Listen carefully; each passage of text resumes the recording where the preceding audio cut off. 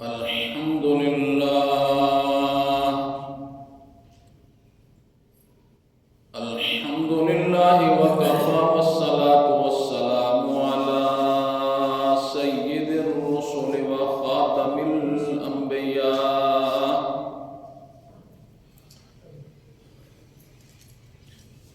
وعلى آله وصحبه وبارك وسلم خصوصا على خلفائه الراشدين المهديين إلى يوم القيامة.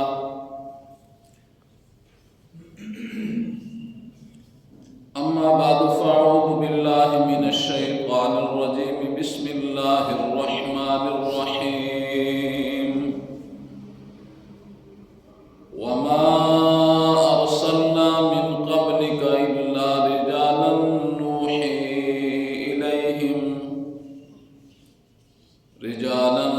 نوحي إليهم فاسألوا أهل الذكر إن كنتم لا تعلمون. وقال النبي صلى الله عليه وسلم: العلم فريضة على كل مسلم. صدق الله العظيم وصدق رسوله النبي الكريم، ونحن على ذلك لمن الشاهدين والشاكرين، والحمد لله رب العالمين.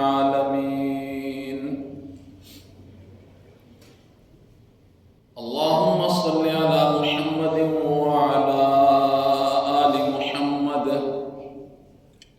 كما صليت على إبراهيم وعلى آل إبراهيم إنك حميد مجيد. اللهم بارك على محمد وعلى آل محمد كما باركت على إبراهيم وعلى آل إبراهيم إنك حميد مجيد. رب اشرح لي صدري ويسر لي أمري واحلل عقدة من لساني يفقهوا قولي. رب زدني علما رب زدني علما رب زدني علما.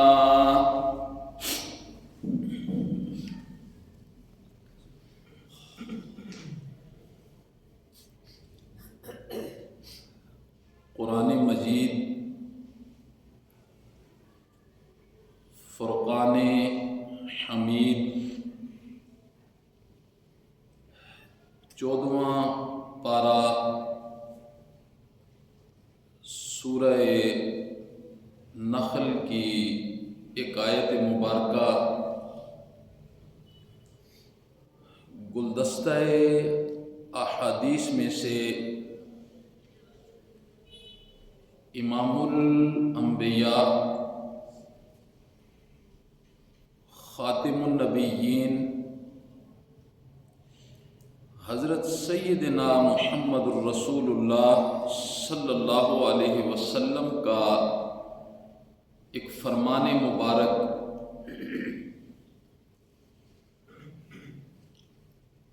یہ خطبے کی ابتدا میں تلاوت کیا ہے.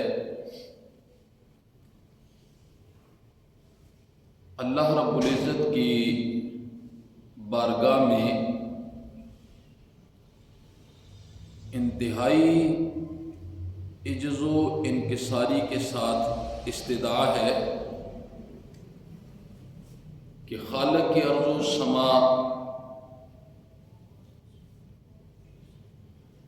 آیت اور حدیث کی روشنی میں کما حق گفتگو کرنے کی توفیق نصیب فرمائے. وبعدہ ہم سب کے ایمان کی حفاظت فرمائے.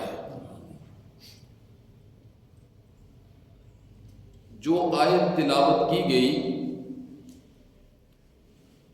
اس میں اللہ رب العزت نے کیا ارشاد فرمایا؟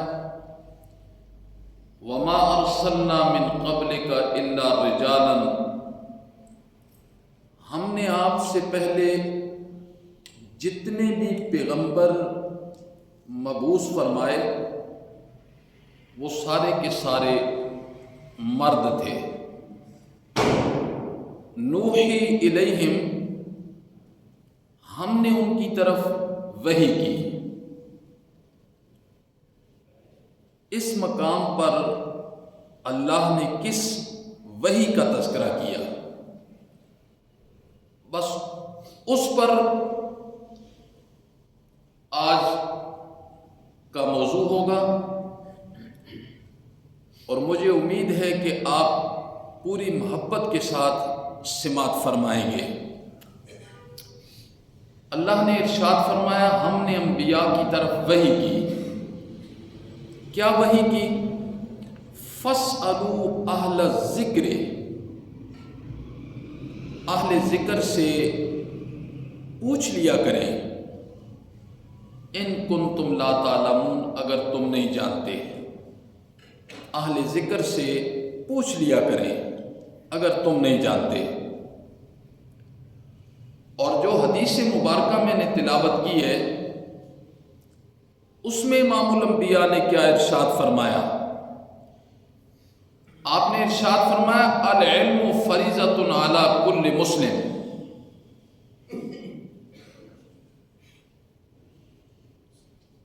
ضروریات دین کا علم سیکھنا، ضروریات دین کا علم سیکھنا ہر مسلمان مرد اور عورت پر یہ فرض کا درجہ رکھتا ہے۔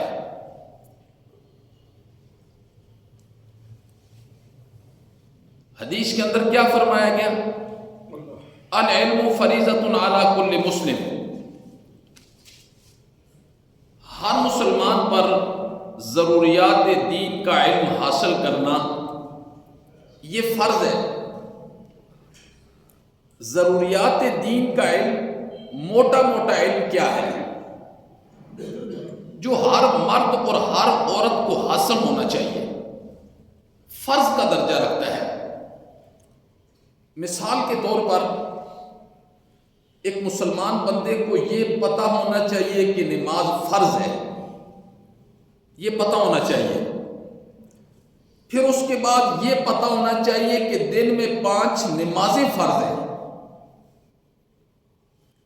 پھر اس کے بعد یہ علم ہونا چاہیے کہ نماز کس چیز سے ٹوٹ جاتی ہے اور کون سی غلطی کرنے پر سجدہ سہو واجب ہو جاتا ہے۔ یہ ضروریات دین کا علم ہے۔ اب یہ بھی پتہ ہونا چاہیے کہ 4 رکعت والی نماز جو فرض ہے، مثال کے طور پر ظہر کی نماز ہے، 4 رکعت فرض ہے، یہ ہر مسلمان کو پتہ ہونا چاہیے کہ پہلی 2 رکعتوں میں سورہ فاتحہ کے بعد سورت کا ملانا فرض ہے، اور دوسری 2 رکعتوں میں صرف سورت فاتحہ ہے۔ اور یہ بھی پتہ ہونا چاہیے کہ سنتوں کی 4 رکعتوں میں سورہ فاتحہ کے بعد سورت کا ملانا واجب ہے، اور یہ بھی پتہ ہونا چاہیے کہ واجب کے چھوٹ جانے پر سجدہ سہو واجب ہو جاتا ہے، یہ بھی پتہ ہونا چاہیے۔ العلم فریضۃ علی کل مسلم، یہ فرض ہے، فرض۔ اب کتنے لوگوں کو اس چیز کا علم ہوتا ہے؟ ایک بندہ ہے وہ امام کے ساتھ نماز پڑھ رہا ہے، اس کی 1 رکعت باقی ہے یا 2 رکعتیں باقی ہیں، اسے مسبوق کہا جاتا ہے، جو پیچھے رہ جاتا ہے۔ اب بھول کر وہ امام کے ساتھ ایک طرف سلام پھیر گیا یا دونوں طرف سلام پھیر گیا، پھر بھی سجدہ سہو واجب ہو جائے گا۔ تو یہ ضروریات دین کا علم ہے، ہر مرد اور ہر عورت پر سیکھنا یہ لازم ہے، ضروریات دین کا علم۔ پھر اسی طرح روزہ ہے، ایک مسلمان کو پتہ ہونا چاہیے روزہ فرض کا درجہ رکھتا ہے، روزہ نہ رکھنے پر اللہ کی کیا سزا ہے اور دنیاوی طور پر مجھے کیا کرنا ہے۔ اسی طریقے سے حج کیسے فرض ہوتا ہے، زکوٰۃ کیسے فرض ہوتی ہے، یہ وہ ضروریات دین کا علم ہے جو ہر بندہ اس کے اندر شامل ہے۔ لیکن آج دنیا کی اتنی دوڑ ہے، دنیا کی اتنی ہوس ہے، دنیا کی اتنی لالچ ہے کہ ضروریات دین کا علم سیکھنے کے لیے بھی کسی کے پاس وقت نہیں ہے۔ ضروریات دین کا علم آج ہم پڑھانے کے لیے تیار ہیں، وقت دینے کے لیے تیار ہیں، کوئی سیکھنے کے لیے تیار نہیں ہے۔ لیکن جس علم سے انہیں کچھ فائدہ نظر آتا ہے، اس علم کے لیے دنیا کتنی دولت لٹا رہی ہے۔ تو علم جو ہوتا ہے وہی ہوتا ہے جس سے اللہ اور اس کے رسول کی پہچان ہوتی ہے۔ جس کے پیچھے ہم دولت لٹا رہے ہوتے ہیں وہ فنون ہوتے ہیں، وہ فنون ہوتے ہیں، فن ہوتے ہیں۔ کوئی ڈاکٹر ہے، کوئی انجینئر ہے، کوئی کیا ہے۔ تو ضروریات دین کا علم سیکھنا ہے اور انہی سانسوں میں سیکھنا ہے جتنے باقی رہ گئے ہیں۔ شرم نہیں کرنی ہے، دین میں شرع میں شرم نہیں ہوتی ہے۔ بندہ ماں کی گود سے قبر کی لاحت تک صرف سیکھتا ہے، ماں کے پیٹ سے تو کوئی بھی سیکھ کر نہیں آتا ہے۔ اس لیے شرع کے اندر شرم نہیں کرنی چاہیے، انسان کو سیکھنا چاہیے۔ اور جب انسان کو عمر کے جس حصے میں شعور آ جائے نا، شعور، وہ انسان نیت کر کے چل پڑے نا، اللہ رب العزت اس کی مدد بڑی فرماتے ہیں۔ تو شرع میں شرم تو نہیں ہوتی ہے۔ اس لیے ضروریات دین کا علم سیکھنا یہ بڑا ضروری ہے۔ اور اللہ رب العزت نے اس آیت میں کیا ارشاد فرمایا؟ فَاسْأَلُوا أَهْلَ الذِّكْرِ، سوال کر لیا کریں اہل ذکر سے، ان کنتم لا تعلمون، اگر تم نہیں جانتے ہو۔ صاحب روح المعانی نے اہل ذکر سے مراد اہل علم کہا ہے۔ اور پھر ایک سوال ہوتا ہے، اس بات کو ذرا غور سے سننا ہے۔ یہاں اللہ رب العزت نے فَاسْأَلُوا أَهْلَ الذِّكْر کیوں کہا، فَاسْأَلُوا أَهْلَ الْعِلْمِ کیوں نہیں کہا؟ علامہ علوسی نے یہاں بڑی خوبصورت بات کہی ہے۔ علامہ علوسی نے کہا ذکر کسے کہتے ہیں؟ ذکر کہتے ہیں یاد دہانی کو۔ ایک آدمی کے پاس علم بھی ہے اور اس آدمی کے پاس اللہ رب العزت کا استحضار بھی ہے، خوف بھی ہے اس علم۔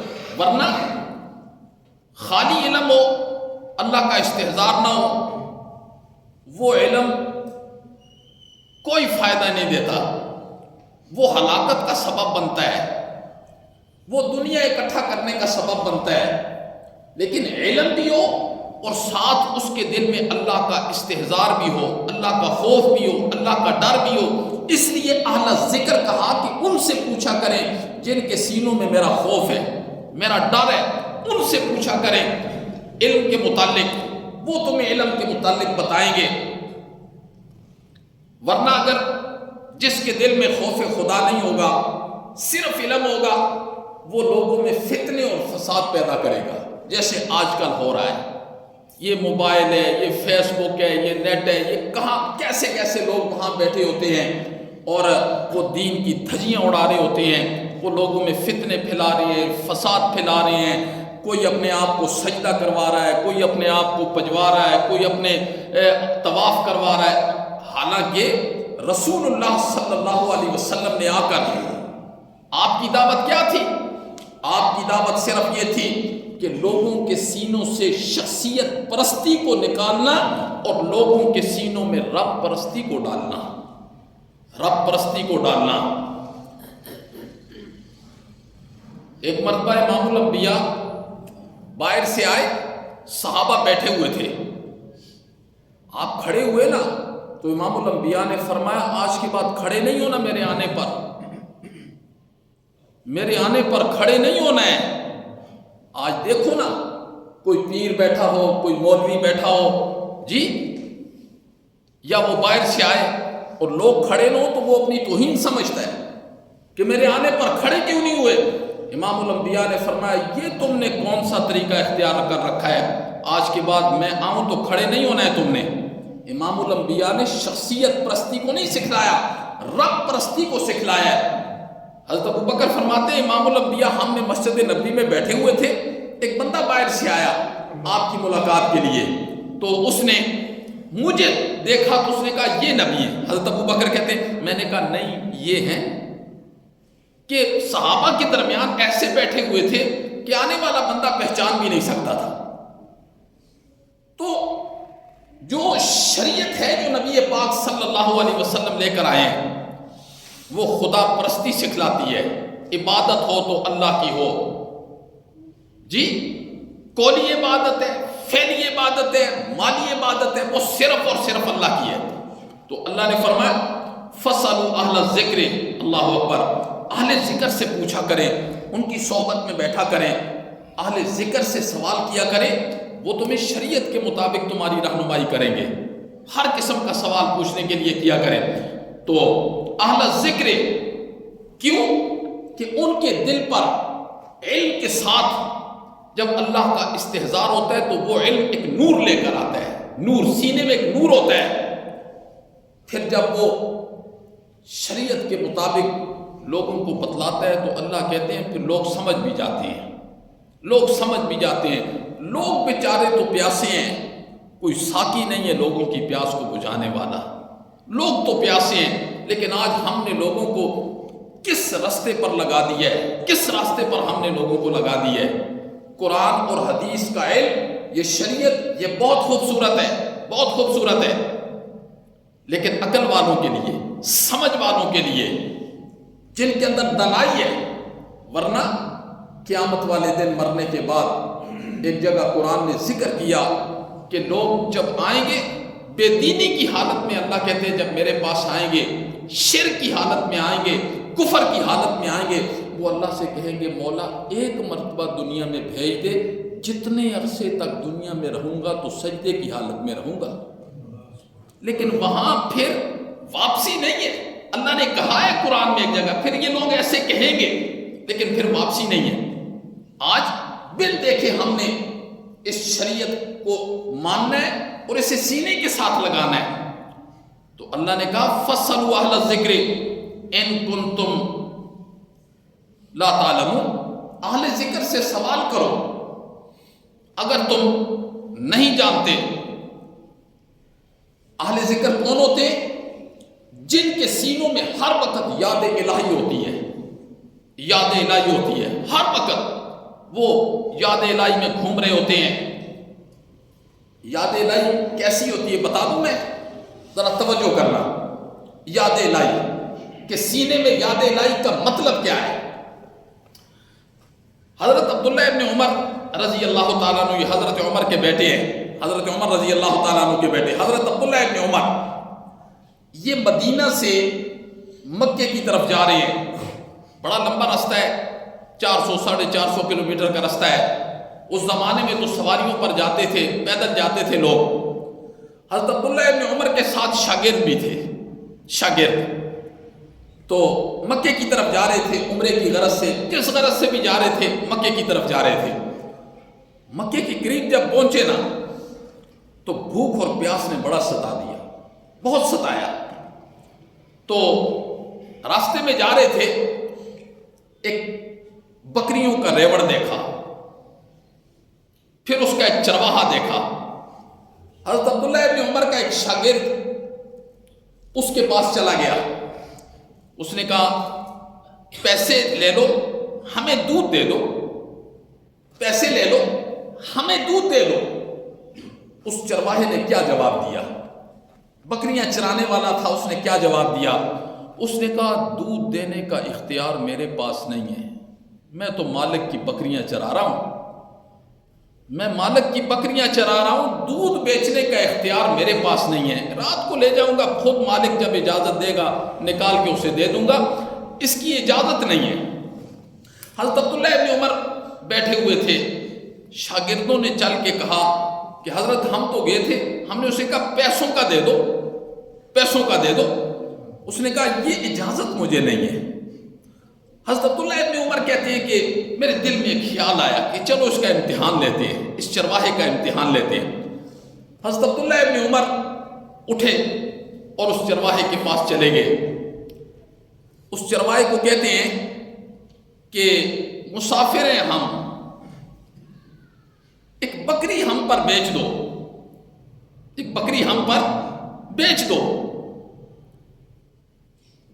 تو اس چرواہے نے کہا حضرت عبداللہ ابن عمر سے میں تو ملازم ہوں، مالک نہیں ہوں، ملازم ہوں، مجھے آقا نے بکریاں چرانے کی ڈیوٹی میرے سپرد کر رکھی ہے، لہذا یہ اختیار میرے پاس نہیں ہے۔ امتحان لے رہے تھے حضرت عبداللہ ابن عمر۔ حضرت عبداللہ ابن عمر نے اسے کہا تم مالک سے کہنا کہ بھیڑیا کھا گیا تھا، مالک سے کہنا بھیڑیا کھا گیا بکری کو، ہم پر بھیج دو۔ اس نے برجستہ ایک جواب دیا، اس چرواہے نے برجستہ ایک جواب دیا، فَإِنَ اللَّهَ، اللہ کہاں ہے؟ فَإِنَ اللَّهَ، اللہ کہاں ہے؟ حضرت عبداللہ ابن عمر پر یہ جملہ سن کے وجد کی کیفیت نہیں طاری ہوگی۔ حضرت عبداللہ ابن عمر بار بار کہہ رہے ہیں، وہ چرواہا یہ کہہ رہا ہے فَإِنَ اللَّهَ، فَإِنَ اللَّهَ، اللہ کدھر ہے؟ اگر میں مالک کو یہ کہہ دوں بھیڑیا کھا گیا ہے، مان جائے گا، فَإِنَ اللَّهَ، اللہ کدھر ہے؟ حضرت عبداللہ ابن عمر اس قدر متاثر ہوئے اس چرواہے سے، اس قدر متاثر ہوئے، بس یہ کہتے ہوئے واپس لوٹ گئے، فَإِنَ اللَّهَ، فَإِنَ اللَّهَ، فَإِنَ اللَّهَ۔ خیر مکہ میں پہنچے تو اس کے مالک کا پتہ کیا، اس کے مالک کا حضرت قدردانی کیسے کی؟ حضرت عبداللہ ابن مبارک نے اس مالک کا پتہ کیا کہ وہ مالک کون ہے۔ پتہ چلا کہ فلاں مالک ہے۔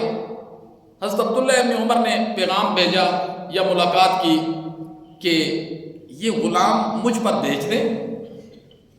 اس مالک نے کہا میرے پاس تو یہی ایک ایماندار غلام ہے، اسے تو میں نہیں بیچوں گا۔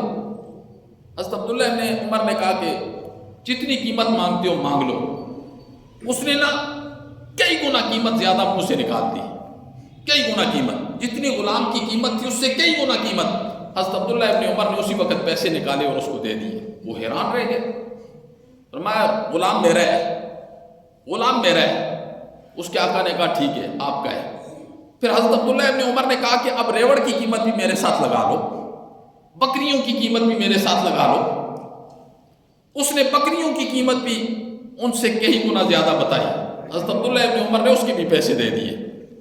رات کو جب آیا نا وہ اپنے آقا کے پاس تو اس کے آقا نے کہا کہ تجھے کسی اور نے خرید لیا ہے اور یہ بکریاں بھی کسی اور نے خرید لی ہیں، اب تو میرا غلام نہیں ہے، اب تو اس کا غلام ہے۔ تو حضرت عبداللہ ابن عمر کے پاس وہ غلام آیا، اس نے کہا حضرت آپ نے مجھے خریدا ہے؟ حضرت عبداللہ ابن عمر نے فرمایا میں نے خریدا ہے۔ پھر اس کے بعد حضرت عبداللہ ابن عمر نے اس کو کیا کہا، آج کے بعد یہ بکریوں کا ریوڑ اس کا تو مالک ہے، اور جا میں نے تجھے آزاد کر دیا، میں نے تجھے آزاد کر دیا۔ یاد الہی کا یہ استحضار ہوتا ہے، اسی لیے اللہ نے فرمایا فَاسْأَلُوا أَهْلَ الذِّكْرِ إِن كُنتُمْ لَا تَعْلَمُونَ۔ اگر تمہیں شریعت کی باتوں کا علم نہیں ہے نا، وضو کیسے فرض ہوتا ہے، غسل کیسے فرض ہوتا ہے، وضو کے فرائض کیا ہیں، مجھے نماز کیسے پڑھنی ہے، جی معاملات کیسے کرنے ہیں، تو فَاسْأَلُوا أَهْلَ الذِّكْرِ، اہل ذکر یعنی ان سے پوچھا کرو جن کے دلوں میں میری یاد رہتی ہے ہر وقت۔ فَاسْأَلُوا أَهْلَ الذِّكْرِ، اللہ اکبر۔ دیکھو سوال ہوتے ہیں دو طریقے سے، ایک بندہ زبان سے سوال کرتا ہے، پتہ چل جاتا ہے یہ بندہ زبان سے، ایک زبان سے سوال تو نہیں کرتا، اس کی حالت یہ بتا رہی ہوتی ہے کہ یہ سائل ہے۔ اس کی مثال جیسے ابھی آپ آئے ہیں جمعے کی نماز پڑھنے کے لیے، آپ نماز سے پہلے آ گئے، یہاں آپ کے آنے کا کیا مطلب ہے؟ آپ کا وجود یہ بتا رہا ہے کہ آپ یہاں دین کی بات سننے کے لیے آئے ہیں، اور میرا یہ فرض ہے کہ میں آپ کو فتنے اور فساد کی بات نہ بتاؤں، میں آپ کو گالیاں نہ سکھاؤں یا کسی کے متعلق بدظن نہ کروں، بلکہ عین میں شریعت کے مطابق آپ کے سامنے قرآن و حدیث کو بیان کروں، آپ سنیں اور اس سے استفادہ حاصل کریں اور اسے اپنی زندگی کے اندر لاگو کریں۔ یہ میرا فرض ہے۔ ابھی آپ بزبان حال یہ کہہ رہے ہیں کہ ہمیں آپ دین سنائیں اور صحیح دین سنائیں، ہم الحمدللہ پھر صحیح دین سناتے ہیں۔ صحیح دین ہم صرف وہ دین نقل کرتے ہیں جس دین کو رسول اللہ صلی اللہ علیہ وسلم نے بیان کیا ہے، ہم اسے نقل کرتے ہیں، وہ دین آپ تک پہنچا دیتے ہیں۔ تو اللہ نے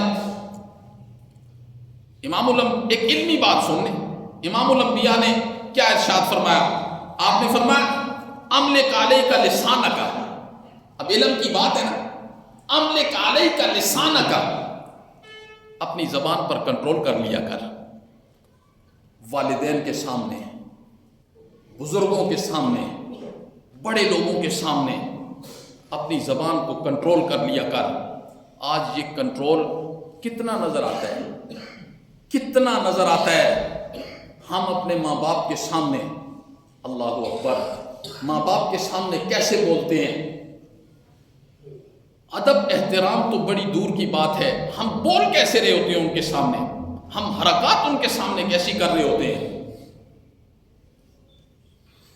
امام الانبیاء نے فرمایا اپنی زبان پر کنٹرول کریں۔ وَلْيَسَعْكَ بَيْتُكَ، دوسری علم کی بات امام الانبیاء نے کیا ارشاد فرمائی؟ امام الانبیاء نے دوسری علم کی بات یہ ارشاد فرمائی کہ تیرے لیے تیرا گھر وسیع ہونا چاہیے۔ کیا مطلب تیرے لیے تیرا گھر وسیع ہونا چاہیے؟ امام الانبیاء نے ارشاد فرمایا ضرورت کے تحت صرف گھر سے باہر نکلو، اپنی ضرورت کو پورا کر کے آ جاؤ، بغیر ضرورت کے فضول میں گھر سے باہر نہ نکلیں، بغیر ضرورت کے فضول سے گھر سے باہر نہ نکلیں، بلکہ گھر میں ٹکے رہیں۔ اور گھر میں ٹکے رہ کر کیا کرنا ہے؟ گھر کو قبرستان بنانا ہے؟ آپ نے فرمایا اپنے گھر کو قبرستان نہ بناؤ، بلکہ گھروں میں ذکر کیا کرو، ذکر، اللہ اکبر۔ جو بندہ صبح و شام گھر میں بیٹھ کر یہ ذکر کر لینا، لا الہ الا اللہ محمد الرسول اللہ، کیا پڑھو؟ لا الہ الا اللہ محمد الرسول اللہ، یہ 100 مرتبہ صبح اور 100 مرتبہ شام کو اپنے گھر میں بیٹھ کر اس کا ذکر کر لینا۔ اگر اسے فرصت مل جائے موبائل سے، ٹی وی سے اور کاموں سے فرصت مل جائے نا، تو وہ 100 مرتبہ صبح اور 100 مرتبہ شام، امام الانبیاء نے کیا ارشاد فرمایا؟ اللہ اس کو کتنے انعام دیں گے اس جملے پر جو پڑھے گا؟ آپ نے فرمایا اللہ اس کو 2 انعام دیں گے۔ پہلا انعام یہ ہوگا کہ جب اللہ میدان محشر میں قیامت والے دن لوگوں کو اٹھائیں گے نا، تو اس بندے کا چہرہ 14ویں چاند کی طرح چمک رہا ہوگا، 14ویں کے چاند کی طرح چمک رہا ہوگا۔ اور دوسرا کیا انعام ہے؟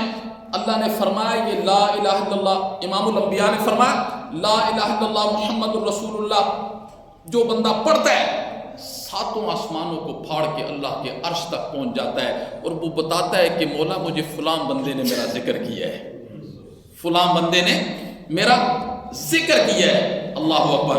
تو امام الانبیاء نے ارشاد فرمایا املک علیک لسانک، اپنی زبان کو اپنے کنٹرول میں رکھ، اور فرمایا ولیسعک بیتک، اپنے آپ کو گھر میں روک کر رکھ، وابکی علی خطیئتک، اپنی گناہوں پر، نافرمانیوں پر رونا سیکھ۔ جو یہاں رو جائے گا اللہ اسے وہاں مسکراہٹ نصیب فرمائیں گے، جو یہاں رونے سے بھول گیا وہاں پھر وہ ساری زندگی روتا رہے گا، ابد الآباد زندگی میں روتا رہے گا۔ تو امام الانبیاء نے کیا ارشاد فرمایا؟ پھر ایک اور حدیث ہے، آپ نے فرمایا ہر نماز آخری سمجھ کے پڑھو،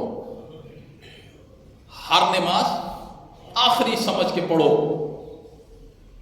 ماں جی حضرت عائشہ فرماتی ہیں امام الانبیاء گھر میں آتے تھے، چھوٹے چھوٹے حجرے ہوتے تھے، ساری بیگمات کے پاس جاتے، آپ گفتگو کرتے تھے گھر میں، لیکن ماں جی فرماتی ہیں کہ جب اذان ہو جاتی تھی نا تو امام الانبیاء کی حالت ایسے ہو جاتی تھی جیسے وہ ہمیں جانتے ہی نہیں ہیں، جیسے وہ ہمیں جانتے ہی نہیں ہیں، بس پھر نماز تھی تو امام الانبیاء نے ارشاد فرمایا نماز ایسے پڑھو جیسے تمہاری آخری نماز ہے، آخری نماز ہے، اس طریقے سے پڑھو۔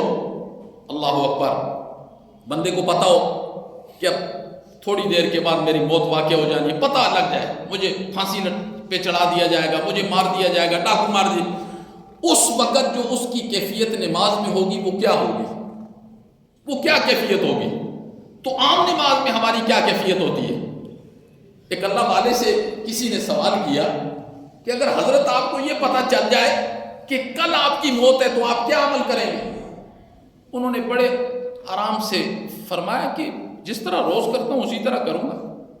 ہم تو ہر عمل کو ہمیشہ آخری سمجھ کے کرتے ہیں اور اللہ کی رضا کے لیے کرتے ہیں، ہم نے کیا نیا عمل کرنا ہے؟ اسی لیے امام الانبیاء نے فرمایا کہ آپ نے فرمایا نماز پڑھو اسے آخری نماز سمجھ کر پڑھو، اس اخلاص کے ساتھ اللہ کے سامنے کھڑے ہونا چاہیے اور اللہ کا استحضاء اس قدر ہونا چاہیے۔ اور پھر دوسری بات آپ نے کیا ارشاد فرمائی؟ اللہ اکبر۔ آپ نے فرمایا زبان سے ایسی بات مت نکالو کہ کل تمہیں ندامت ہو، غصے میں آ کر اپنی زبان سے ایسی باتیں مت نکالو کہ تمہیں اپنی بات پر ندامت ہو۔ آج جس دور سے ہم گزر رہے ہیں، لوگ ہمارے پاس آتے ہیں، آپ عدالتوں میں چلے جائیں، طلاق کی ریشو کس قدر ہے، طلاق دے دیتے ہیں غصے میں آ کر، پھر کہتے ہیں چھوٹے چھوٹے بچے ہیں، پھر کیا ہوگا چھوٹے چھوٹے بچے ہیں۔ آج اس لاہور کے متعلق آپ معلومات کر لیں، کتنی طلاقیں روزانہ ہو رہی ہیں، غصے میں آ کر طلاق دے دیتے ہیں اور اس کے بعد پھر کہتے ہیں جی چھوٹے چھوٹے بچے ہیں، اب کیا ہوگا؟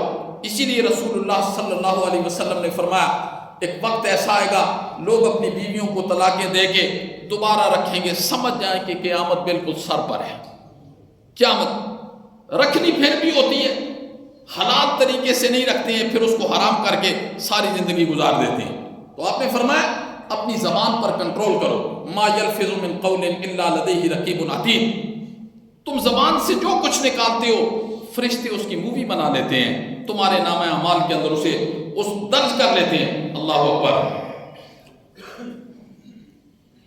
امام الانبیاء کا ایک اور ارشاد فرمایا جو مخلوق کے پاس ہے نا اس کی طرف نظر بھی نہ کرو، جو مخلوق کے پاس ہے اس کی طرف نظر نہ کرو، جو تمہارے پاس ہے اس پر اللہ کا شکر ادا کرو، جو تمہارے پاس موجود ہے اس پر اللہ کا شکر ادا کرو۔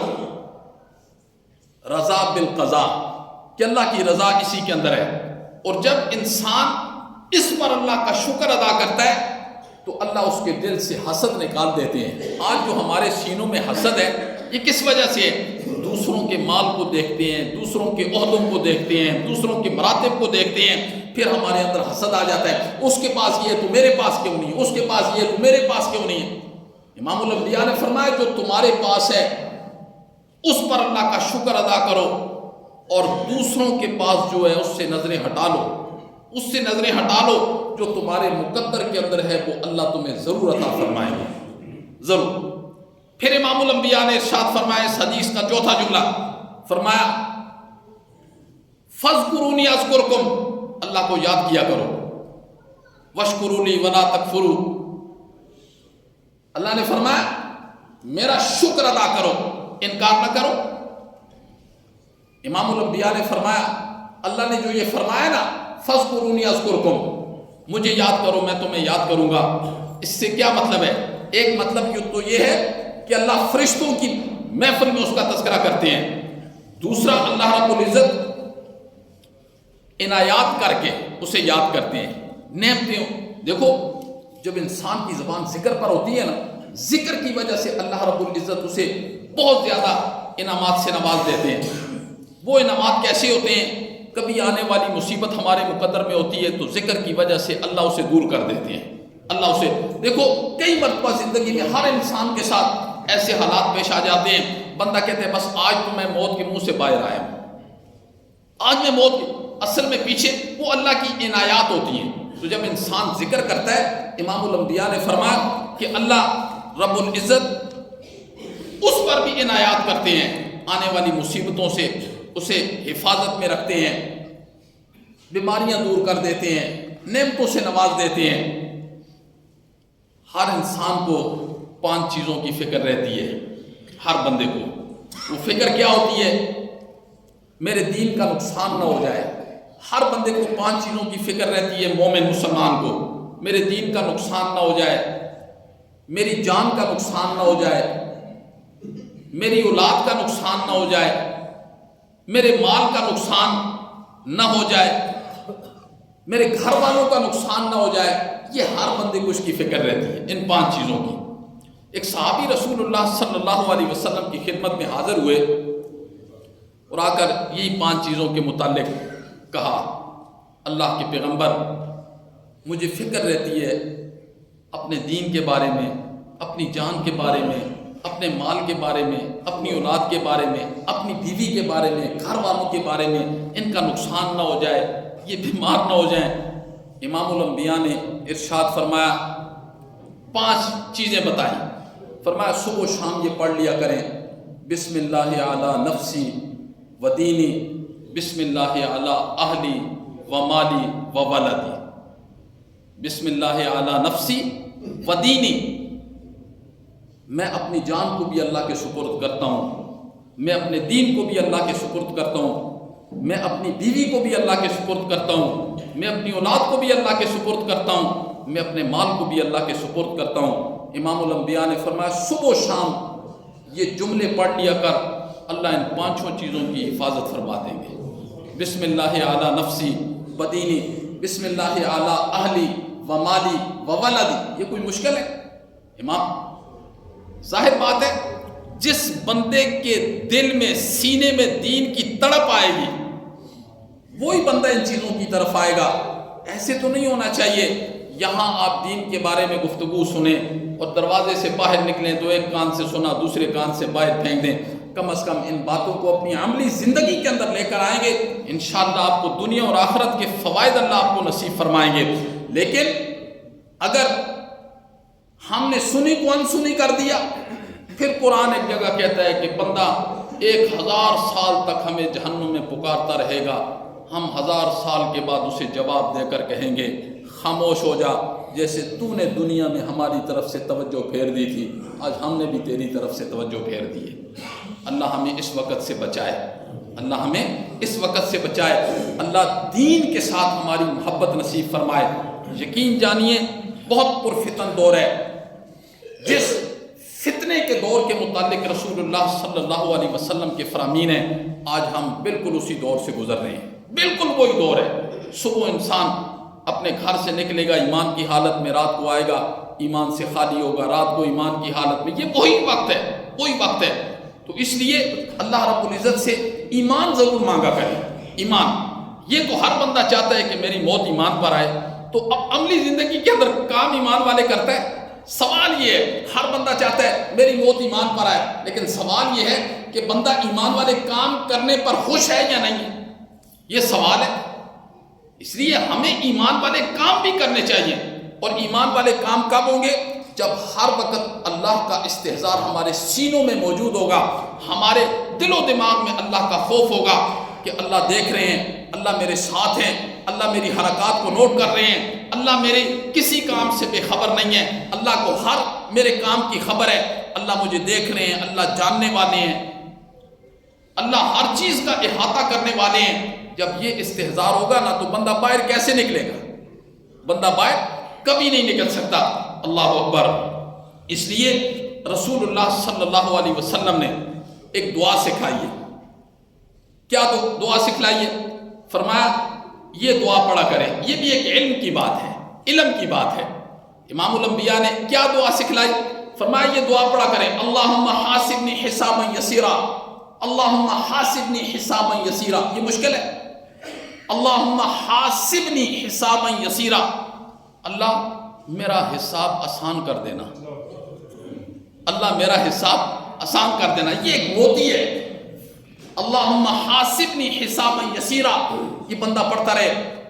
اور قربان جائیں ماں جی حضرت عائشہ صدیقہ رضی اللہ تعالیٰ عنہ پر، پھر انہوں نے ایک سوال کیا اس پر ایک سوال کیا، اللہم حاسبنی حسابا یسیرا. امام الانبیاء نے فرمایا کہ یہ دعا کیا کریں، اور اس دعا میں یہ ہے کہ مولا میرے حساب کو آسان کر دینا. ماں جی نے فرمایا اللہ کے پیغمبر وہ حساب کیسے آسان ہوگا، ذرا اس کی بھی تشریح تو کریں، حساب کیسے آسان ہوگا؟ یہ بھی ایک موتی ہے. پھر امام الانبیاء نے ارشاد فرمایا حساب آسان ہونے کا مطلب یہ ہے کہ اس بندے کا نامہ اعمال اللہ کے سامنے آئے گا تو اللہ درگزر کر دیں گے، حساب ہی نہیں لیں گے. اللہ اس کا حساب ہی نہیں لیں گے. یہ مطلب ہے اللہم حاسبنی حسابا یسیرا. یہ مطلب ہے کہ بندے کا نامہ اعمال اللہ کے سامنے آئے گا نا تو اللہ کو پتا ہوگا یہ وہ بندہ ہے جو دنیا میں مجھ سے دعا کیا کرتا تھا، مولا میرے حساب آسان کر دینا میرے حساب کو. تو اس کا مطلب یہ ہے کہ اللہ حساب ہی نہیں لے گا. نامہ اعمال آئے گا تو اللہ رب العزت کہیں گے جاؤ تم جنت میں جاؤ. تو یہ دعا کرنی مشکل ہے. اللہم حاسبنی حسابا یسیرا، اللہ میرے حساب کو آسان کر دے. اصل بات تو یہ ہے کہ دیکھیں دل کے اندر نا اخلاص ہونا چاہیے. میں اکثر اخلاص پر گفتگو کرتا ہوں. اخلاص ہونا چاہیے. اخلاص کس چیز کا نام ہے؟ وَإِذْ يَرْفَعُ إِبْرَاهِيمُ الْقَوَاعِدَ مِنَ الْبَيْتِ وَإِسْمَاعِيلُ رَبَّنَا تَقَبَّلْ مِنَّا إِنَّكَ أَنْتَ السَّمِيعُ الْعَلِيمُ. دیکھیں حضرت ابراہیم کتنے بڑے پیغمبر ہیں اللہ کے. سارے انبیاء کی جماعت میں حضرت ابراہیم کا مرتبے اور مقام میں دوسرا نمبر ہے. پہلا امام الانبیاء کا ہے. امام الانبیاء کے بعد اگر انبیاء کی جماعت میں کسی نبی کا درجہ ہے نا وہ حضرت ابراہیم علیہ السلام کا ہے. اور حضرت ابراہیم علیہ السلام اللہ کے پیغمبر ہیں، حضرت اسماعیل علیہ السلام اللہ کے پیغمبر ہیں. حضرت جبرائیل آ کر بیت اللہ کی جگہ پر نشان لگایا کہ یہ بیت اللہ کی جگہ ہے، یہاں سے آپ نے تعمیر کرنی ہے بیت اللہ کی. اور پھر جنت سے ایک پتھر آیا جو مقام ابراہیم ہے نا وہ پتھر جنت سے آیا جس نے لفٹ کا کام دیا. اوپر ہوتے تھے تو پتھر اوپر ہو جاتا تھا، نیچے آنا ہوتا تھا تو پتھر نیچے آ جاتا تھا. جی سارے کام ہو گئے. حضرت ابراہیم علیہ السلام بنا رہے ہیں بیت اللہ کو، حضرت اسماعیل علیہ السلام مزدور کا کام کر رہے ہیں. اللہ اکبر. پھر ایک جملہ، حالانکہ دیکھیں اللہ کے حکم سے ایک ایک اینٹ لگ رہی ہے، اللہ کی مرضی اور مدد سے ایک ایک اینٹ لگ رہی ہے، لیکن اس کے بعد حضرت ابراہیم علیہ السلام نے کیا ارشاد فرمایا؟ ربنا تقبل منا. ربنا یہ عربی گرامر کے اعتبار سے یہ باب تفاعل کا صیغہ ہے، اور باب تفاعل میں اس کا خاصہ یہ ہے کہ اس میں تکلف ہوتا ہے. حضرت ابراہیم علیہ السلام کیا کہہ رہے ہیں؟ مولا یہ تیری شان کے مطابق یہ کام نہیں ہوا، پھر بھی ہماری طرف سے قبول کر لے، پھر بھی ہماری طرف سے قبول کر لے. مولا یہ تیری شیان شان کام ہم نہیں کر سکے ہیں، مولا پھر بھی یہ اخلاص ہے. کیا مطلب؟ اب جو بات کہنے لگا اسے ذرا غور سے سننا. ایک بندے کو اللہ ساری دنیا کے مال کا مالک بنا دے، ساری دنیا کے مال کا مالک بنا دے. اللہ بتانا یہ چاہتے ہیں کہ جب اس مال کو تو میرے لیے خرچ کرے نا تو تیرے دل میں یہ خوف اور ڈر ہونا چاہیے اور میرے سامنے جھولی ہونی چاہیے، مولا اس مال کو میری طرف سے قبول کر لینا. یہ کیا؟ اس مال کو میری طرف سے قبول کر لینا. یہ جذبات اگر ہمارے سینے میں موجود ہے نا تو ہمیں اللہ کا شکر ادا کرنا چاہیے. اور اگر خرچ کرنے کے بعد احسان ہی جتلانا ہے نا، باتیں ہی کرنی ہے نا، تو پھر مال بھی ضائع ہو جائے گا اور ایمان بھی ضائع ہو جائے گا. اللہ ہمیں علم سیکھنے کی توفیق نصیب فرمائے. ہمارے